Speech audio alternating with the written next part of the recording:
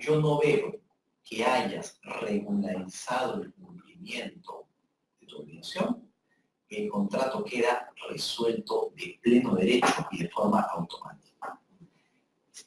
Si pasaran en efecto los 15 días y yo no hubiese pagado, el contrato moría, ¿de acuerdo?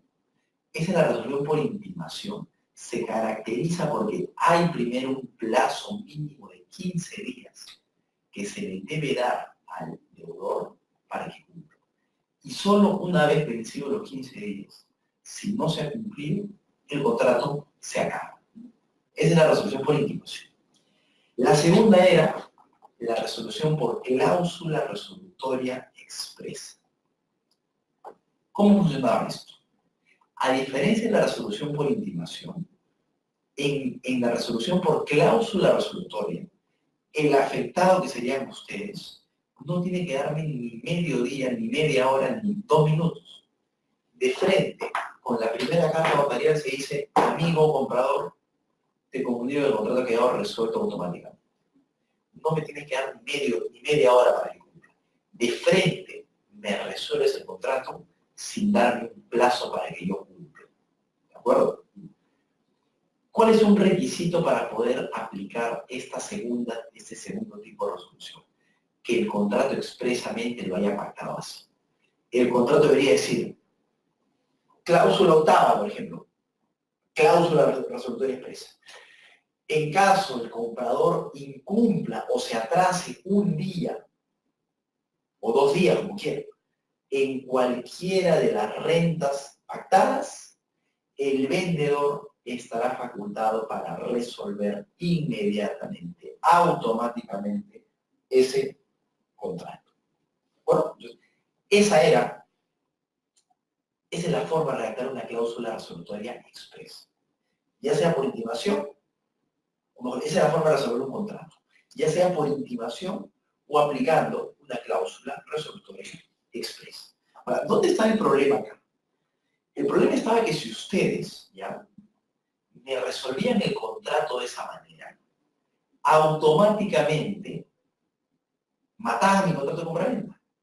¿Qué implicaba que me resolvieran, que mataran mi contrato de compraventa? Que la propiedad que me habían transferido me la quitaba. La propiedad volvía a ser de ustedes. Pero yo seguía en posesión del bien. Pregunta, ¿a título de qué me quedaba en el bien? Formalmente, yo tenía un título antes. ¿Cuál era mi título que me permitía estar en el bien, que me daba legitimidad? La compraventa, pues. Pero como ya me la han resuelto, ¿en qué me convertí? En un precario. Porque el título que tenía, ¿qué pasó? Feneció. Y como ya dijimos al inicio, el título fenecido es un caso de posesión precaria. ¿De acuerdo? ¿Dónde estaba la controversia? Que yo me negaba a entregarles el bien. Y ahí venía el problema. Ustedes me decían, bueno, entonces te voy a mandar por desalojo. ¿Y qué pasaba cuando ustedes me mandaban por desalojo? Yo le decía al juez del desalojo, le decía, señor juez, atención, estos señores me están demandando por desalojo. Pero yo tengo un contrato de compra-venta celebrado con ellos mismos. Y es un contrato verdadero hecho ante un notario. Y podría estar inscrito en el registro público. Este contrato es mi título. ¿Ustedes qué decían, señor juez? Cuidado. Ese contrato con el que se está defendiendo Alan, yo ya lo resolví, ustedes decían. Ese contrato ha muerto, ha fenecido. Y ahí venía el tema. Yo decía, señor juez, un momento.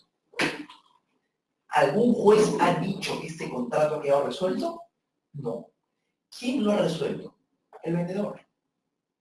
¿Cómo me lo ha resuelto? De manera extrajudicial.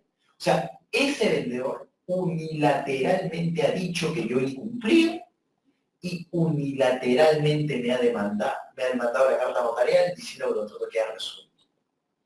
Pero no ha habido un juez imparcial que supervise si esta resolución se ha hecho bien o se ha hecho mal.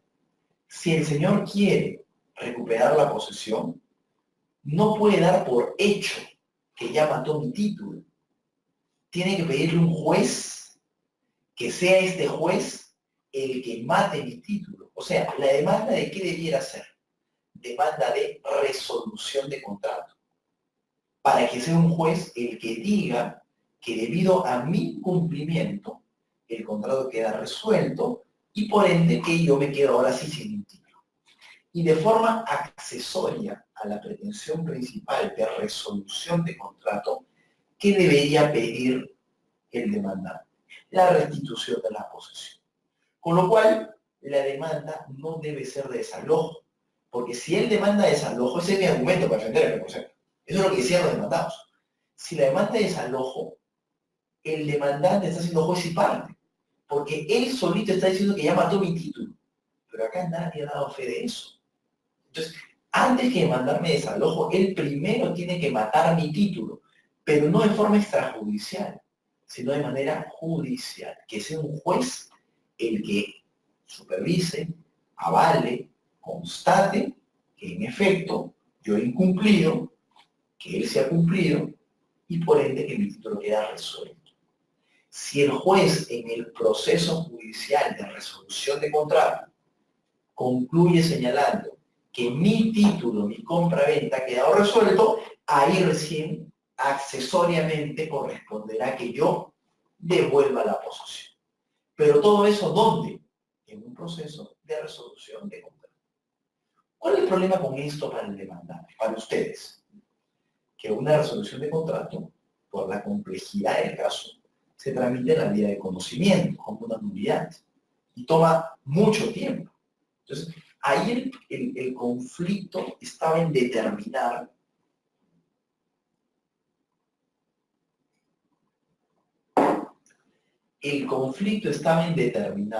¿ya?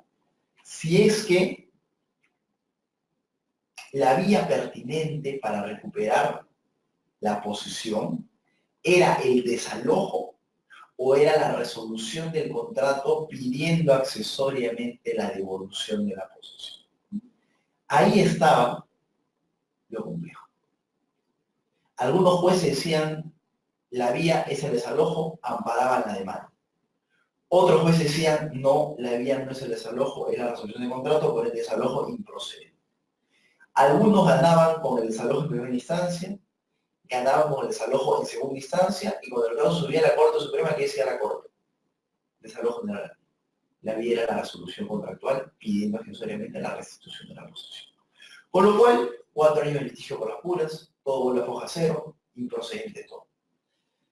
Entonces se hacía perder el tiempo al justiciable, porque él ya no sabía si en este caso concreto, el vendedor que le resuelve el contrato al comprador debe ir por el desalojo o debe ir por la resolución.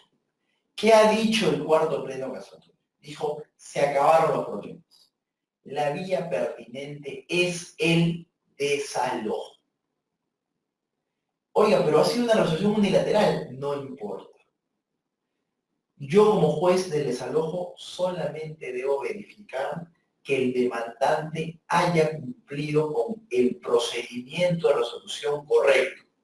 Como dice el texto del cuarto pleno, debe supervisar que se haya cumplido con la formalidad de la resolución. Me explico. Si la resolución que ha hecho el vendedor fue una resolución por intimación, ¿cuál es la formalidad? Primero, que haya un pedido de cumplimiento formal. Amigo vendedor, amigo comprador, cumple con tu obligación. Segundo, que en ese pedido de cumplimiento se le dé un plazo para que cumpla. ¿Cuánto es lo mínimo? 15 días. Tercero, que vencido el plazo, el vendedor o el comprador, perdón, haya insistido en su cumplimiento y no haya cumplido. Si esas 3 condiciones, que son formales, el juez en el desalojo constata que se han cumplido, listo. Para él el contrato queda resuelto y por ende el poseedor pasaría a ser ¿qué? Un poseedor precario. Si por ejemplo en la carta notarial diciendo amigo comprador cumple, se le daban 10 días, se fregó. Ahí sí está mal, porque ahí no se cumplió con la formalidad. La formalidad dice dale como mínimo 15 días. Si le diste 10, la fregaste. Otra formalidad importante. La carta debe decir claramente, te intimo para que cumplas. Y si no cumples, te resuelvo el contrato. Hay a veces cartas de intimación que están mal hechas, que el vendedor le dice, te intimo a que cumplas, y si no cumples en 15 días, evaluaré la posibilidad de resolverte el contrato. Eso ya no es cláusula, eso ya no es resolución por intimación. Porque la carta intimatoria debe decir expresamente que si vencido el plazo no se constate el cumplimiento, no es que voy a pensar si te resuelvo, no, queda resuelto el pleno derecho y se acabó. Entonces, la redacción es muy importante, porque esa redacción tiene que ver con la formalidad de la resolución que el juez va a analizar al momento de ver si ampara un desalojo. Igual, si la resolución se produjo por cláusula resolutoria expresa, el juez también va a tener que constatar, confirmar si la formalidad de la resolución se ha cumplido al pie de la letra. ¿Me explico? Yo he dicho, para que proceda una resolución por cláusula resolutoria expresa, ¿qué tiene que haber primero? Uno resuelve por cláusula resolutoria si tu propio contrato de compra-venta regula, contiene una cláusula resolutoria expresa. Por ejemplo, si en la carta de resolución el vendedor dijo al comprador, amigo comprador, ya que no has cumplido con el pago en la fecha pactada, de frente te resuelvo el contrato sin darte ni un día, valiéndome de la cláusula resolutoria que establece el contrato de compra-venta. Bueno, y el juez en el desalojo mira el contrato de compra-venta y se da con la sorpresa que no tiene cláusula resolutoria. Entonces, ¿cuál es la cláusula resolutoria que ha invocado el vendedor? Si no existe esa cláusula. Ahí estaremos en un caso en donde no se ha cumplido la formalidad. Entonces, el juez únicamente debe verificar si esa resolución, ya sea por intimación o por cláusula resolutoria, cumple o no cumple con la formalidad. Si se cumplió con la formalidad, listo. El contrato está resuelto. Y para el juez, ese demandado es un precario. Y por ende, amparará el desalojo. O solo analiza la formalidad. No se mete a ver la validez de la resolución. ¿A qué me refiero con la validez de la resolución? Por ejemplo, el demandado dice, señor juez, es cierto, me mandó la carta notarial, pero yo no había incumplido. Yo estaba al día en el pago. Yo no era un incumplidor y por ahí no me puede resolver. Ese aspecto de si se cumplieron o no con los requisitos de fondo de la resolución, de fondo, no de forma, ya de fondo es eso, es un tema de fondo, yo sí he cumplido, está diciendo, ese tema tiene que ver con la validez de la resolución. Y ese tema al juez no le importa, él no se va a poner a... Él va a decir, amigo demandado, lo siento. Para mí, amigo comprador, ¿no? Para mí, me basta con la formalidad. Si tú quieres, en otro proceso judicial, demanda ahora tú al vendedor, pidiéndole a un juez que diga que el contrato nunca quedó resuelto, que sigue vigente y que te entregue la posesión. Pero yo momentáneamente, producto de este desalojo, le voy a ir dando la posesión al vendedor. Ojo, no estoy diciendo con esto, el juez va a decirlo, que el contrato esté resuelto. Para mí está resuelto porque yo considero que se cumplió con la formalidad, pero eso no genera cosa juzgada. O sea, usted, señor comprador, puede ir a otro litigio a pedirle a un juez que diga que el contrato sigue vigente. Pero, mientras usted litiga ahí, la posición que la va a tener, ya la va a tener el vendedor porque ya se le ha entregado el propio desalojo. Entonces, este punto lo que busca es facilitar la vía al vendedor. Si el comprador quiere cuestionar la resolución, que lo haga. Pero mientras dure ese litigio, ¿quién tiene la posesión? El vendedor. ¿De acuerdo? Entonces, este caso conflictivo ha sido resuelto en el sentido de que la vía idónea para que el vendedor que le ha resuelto el contrato al comprador recupere la posesión, la vía idónea es el desalojo.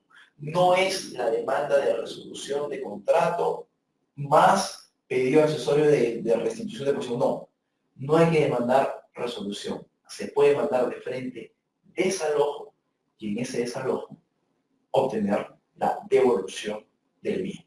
¿De acuerdo? Entonces, este ha sido el segundo caso conflictivo resuelto por el cuarto pleno. Sigamos.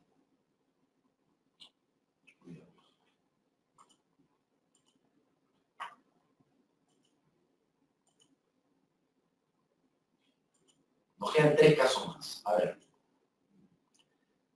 Tercer caso conflictivo. Propietario contra arrendatario con título fenecido. Era un caso bastante frecuente, muy frecuente. ¿En qué consistía?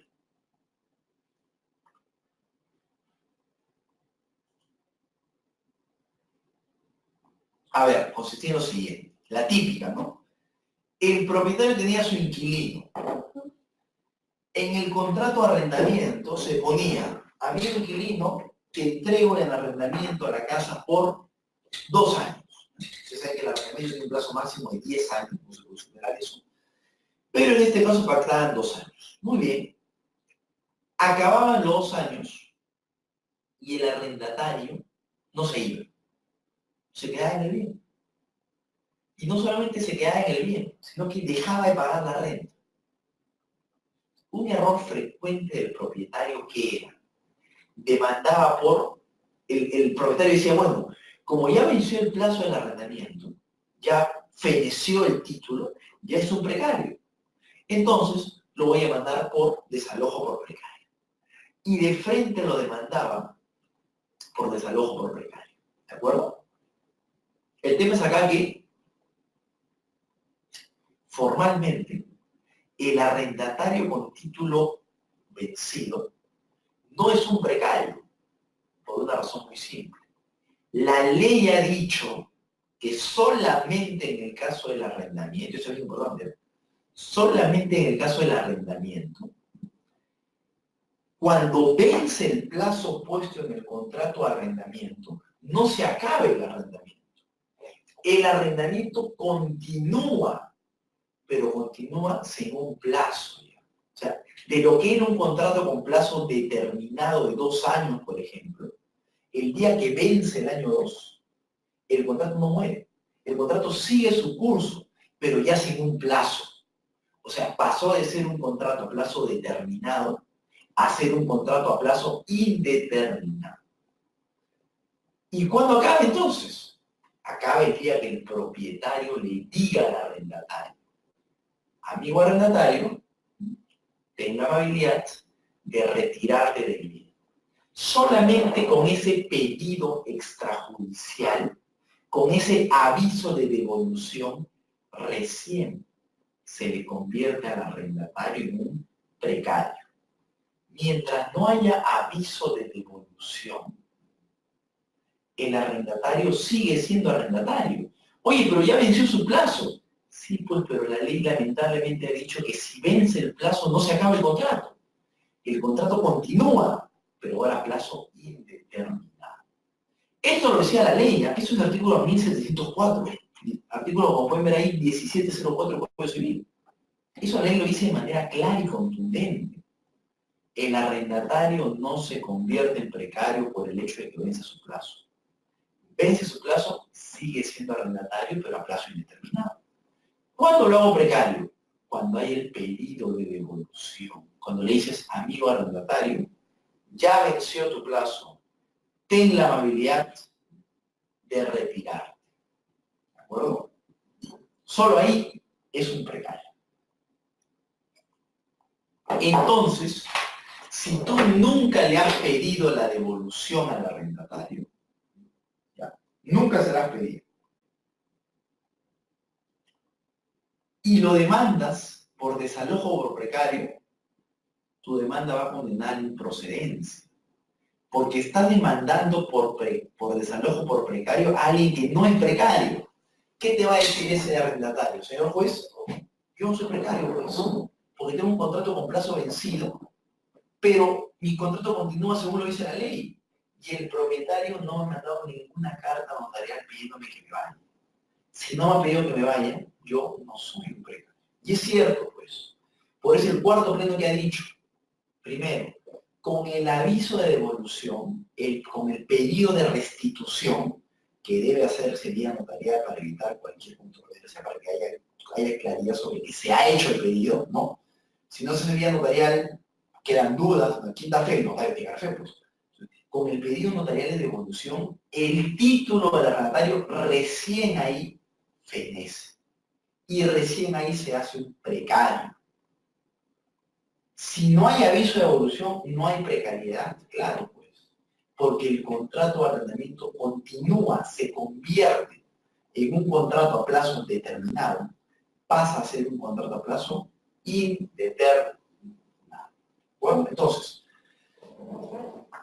doctor, y si yo puedo demandar por desalojo a alguien, a un arrendatario, si nunca le hice el pedido de devolución, sí, pero ahí la causal no va a ser precario, pues, porque si tú no le pides que se vaya, no es un precario. Tú lo puedes mandar por desalojo, sí, pero desalojo por otra causal, no por precario, sino desalojo por vencimiento del plazo.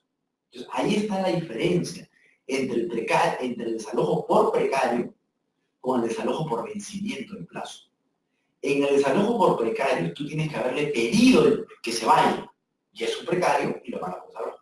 Si no le pediste que se vaya, todavía no es un precario, es un arrendatario con contrato vencido. ¿Procede el desalojo ahí? Sí, procede el desalojo. Pero cuidado con la causa de equívocos.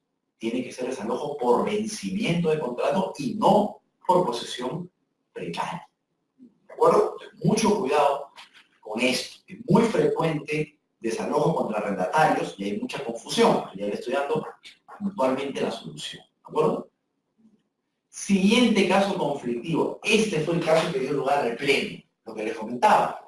El invasor que dice, señor juez, sigamos ya para terminar con eso, ¿no? Yo les había dicho, el caso conflictivo era el del invasor que decía, no soy un invasor, soy un prescribiente. La duda estaba en que si dentro del desalojo era posible que el juez analice si esa persona era o no un prescribiente. ¿Qué ha dicho el cuarto pleno? El juez sí puede analizar si el que dice ser prescribiente lo es, pero no tiene que ser un análisis muy exhaustivo, porque eso se deja para el proceso de prescripción adquisitiva. En el desalojo, el juez debe simplemente conformarse con dudar de si el invasor es un invasor o si es un prescribiente. Me explico. Para que el invasor tenga éxito en el desalojo y no sea votado del bien, no tiene que acreditar fehacientemente ser un prescribiente, sino simplemente generarle duda al juez sobre su condición de prescribiente. Si el juez dice, o mejor dicho, si el demandado logra que el juez diga, esta persona podría ser un prescribiente, se acabó. Ya no lo pueden votar. Importante, ¿ah? Conclusión, dentro del desalojo, el juez sí puede analizar la prescripción del invasor, pero es una prescripción, es un análisis superficial. No debe meterse a ver a fondo si es una prescripción, porque eso es para el proceso de prescripción aparte. En el desalojo, basta con que el juez dude, piense que el demandado podría ser un prescribiente para que ya no lo pueda votar. En cambio, si el juez le queda claro que con los medios probatorios que ha presentado el invasor, dice, oye, estos medios probatorios no prueban de ninguna manera posesión. Con estos medios probatorios, para mí, no hay ninguna duda que él no es un prescribiente. En ese caso lo votará. Pero si los medios probatorios lo llevan a pensar que podría ser, sin estar seguro, que podría ser un prescribiente, ya no lo puede votar. Ahora, en el desalojo, si el juez considera que este invasor podría ser un prescribiente, obviamente en su fallo se va a limitar a decir infundada la demanda de desalojo, pero no va a declarar la prescripción a favor del invasor, porque su análisis no ha sido a fondo, pues ha sido muy somero, muy superficial, muy simple. Por ende, atención con eso, simplemente dice infundado el desalojo, pero no dice prescribiente, no lo va a decir. Y en sentido contrario, si para el juez ese invasor está convencido de que no es un prescribiente, ¿qué va a decir? fundada la demanda de desalojo, pero no va a decir infundada la pretensión de prescripción, porque eso no se le ha pedido. Independientemente de cómo falle el juez respecto a la demanda de desalojo, no se pronuncia formalmente sobre la prescripción. Siempre deja abierta la puerta para que el demandado tramite en la vía correspondiente su prescripción. Es posible que el juez diga, señor invasor, usted me ha generado la duda. Yo creo que usted podría ser un prescribiente. Con lo cual, infundado el desalojo.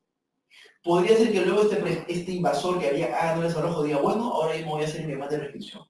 Va a hacer su demanda y la pierde. Resulta que no era prescribiente. Y el juez permitió que se caiga en el bien. El juez de desalojo, me refiero.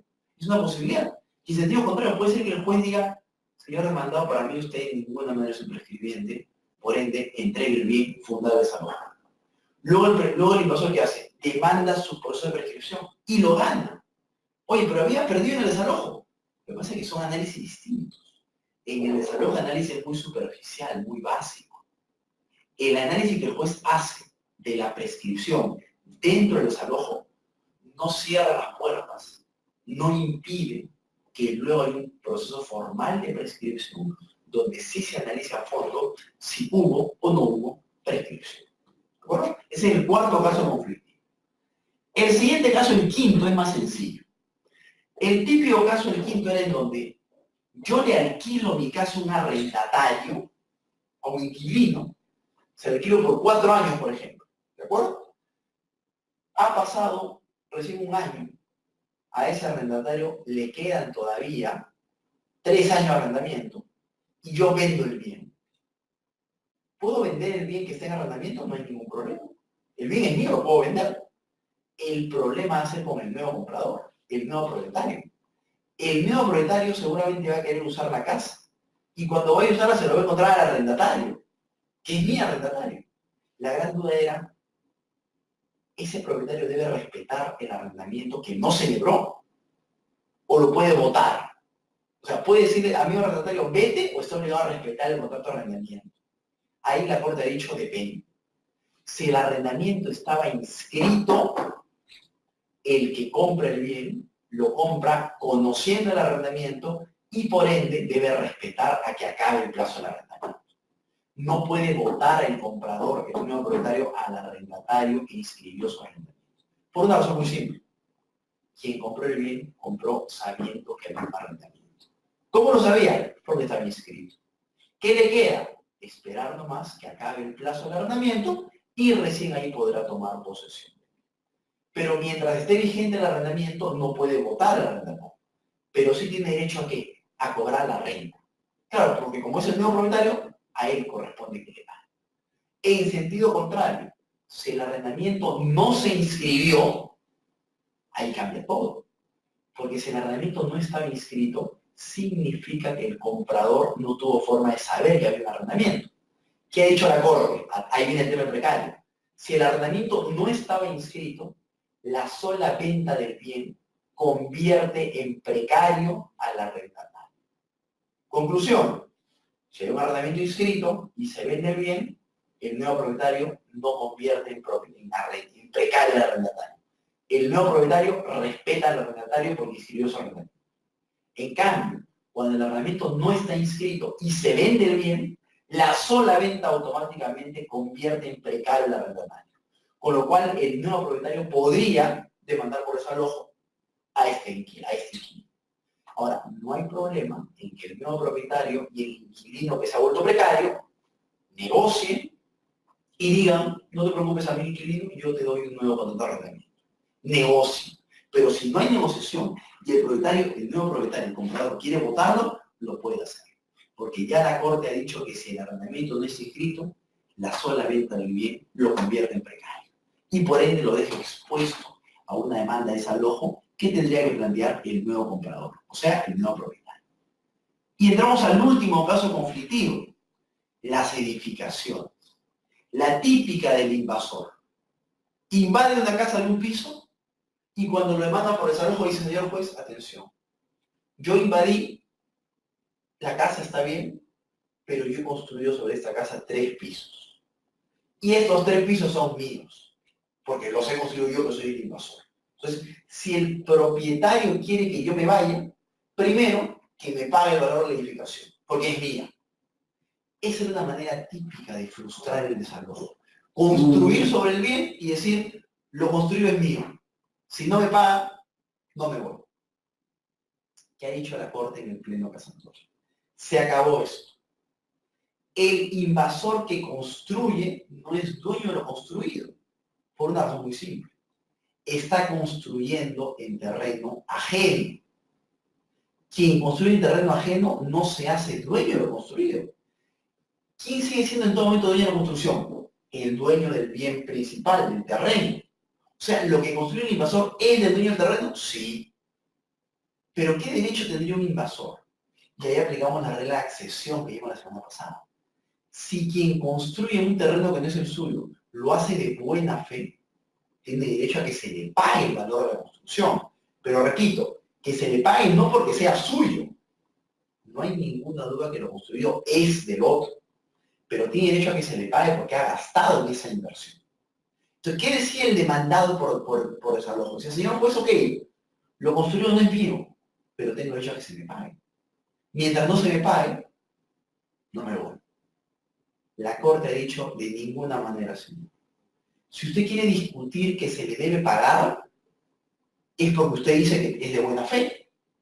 Usted recuerda el tema de accesión que vimos hace una semana. Yo le dije, cuando uno construye en terreno ajeno, si construye de mala fe, no se le tiene que pagar nada. Si construye de buena fe, tiene derecho a que se le pague. ¿Qué va a decir el invasor? Construir de buena fe. ¿Qué va a decir el propietario? No, eres de mala fe. ¿Para qué? Para no pagarle nada. La Corte ha dicho, señores, se desaloja al invasor sin pagarse de nada. No tiene por qué pagarse de nada. Señor juez, ¿y mi buena fe? Señor invasor, si usted quiere, demande en la vía correspondiente, en la vía de la accesión, plantee una demanda de accesión contra el propietario, diciéndole, señor juez, construí de buena fe, me han votado, pero no me han pagado el valor de la construcción, que se me pague. Tiene abierta la vía, tiene expedito su derecho. Hágalo valer allá. Pero acá en el desalojo usted se va yendo sin que se le pague nada.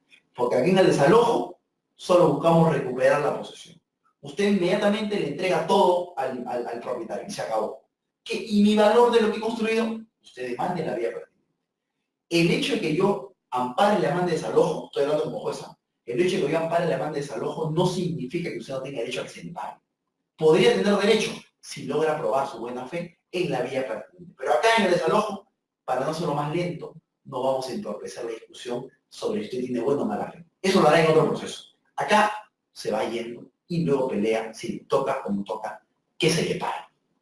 Entonces, conclusión, y con eso cerramos la sesión de hoy, estos son los 6 casos conflictivos que, mejor dicho, eran conflictivos hasta antes del cuarto pleno casatorio. Los casos eran estos que ven acá.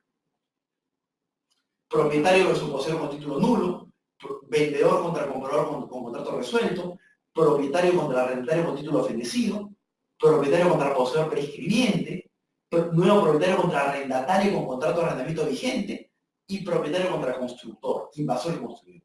Esos 6 casos eran conflictivos. Luego del cuarto pleno casatorio, los 6 casos han sido resueltos de manera categórica. Y hoy ya tenemos certeza, eso lo bueno del pleno, tenemos certeza sobre cómo resuelve la Corte estos 6 casos sobre los cuales antes había controversia, duda. Hoy, nos guste o no nos guste la solución, lo bueno es que tenemos solución. Estos 6 casos se resuelven conforme a las pautas que les he explicado en la sesión del día de hoy. La sesión siguiente veremos el tema de desalojo, ya no judicial, sino el extrajudicial, la famosa defensa posesoria extrajudicial. Entonces, Samuel, si no se ves alguna pregunta, si no, cerramos la sesión ya con este última diapositiva.